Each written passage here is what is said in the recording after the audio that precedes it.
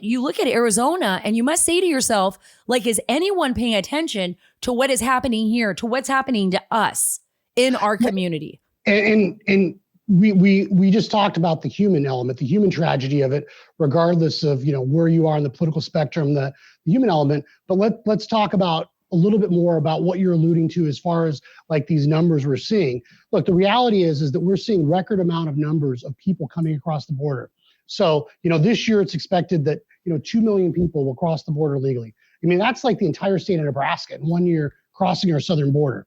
We know that just since the Biden administration started the rollback of all these policies, when they stopped building the wall, rescinding the Remain in Mexico policy, which, by the way, we are filing a brief with two of our sister states challenging the Biden administration's withdrawal of the Remain in Mexico policy. We're filing that in the U.S. Supreme Court.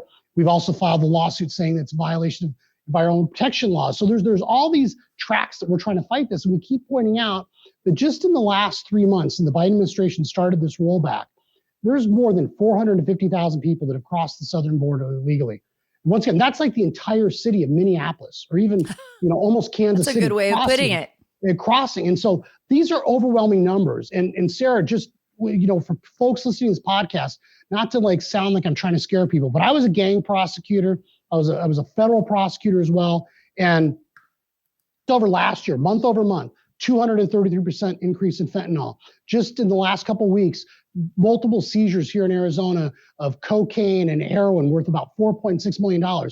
So the cartels, you're talking about the cartels, they make money off every single person, every single item that goes across the border.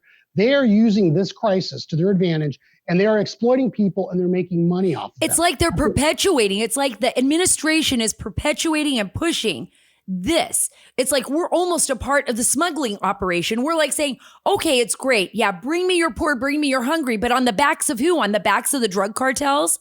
On the backs of in tow with the smugglers, with the rapists, with the drug dealers? You're absolutely right. I was actually talking today. My housekeeper, I love her so much. She's like a mom to me because I don't have a mom anymore. So Erica, she's from Bolivia. She is American citizen, and she is a proud American citizen.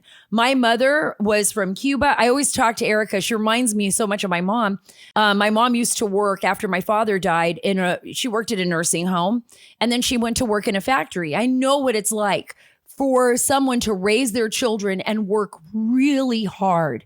And to the point where I remember my mom's hands would bleed, because the chemicals that she used would affect her hands. And I hadn't thought about that in a long time. And the reason I bring up Erica today is because I was sitting there talking with her, and we were talking about the immigration crisis, and she was talking to people that live in her community out here in Virginia that are immigrants as well. Some of them illegal, some of them legal. And she was saying, do people really understand that some of these gang members that come to this country are some of the most, there really are evil people.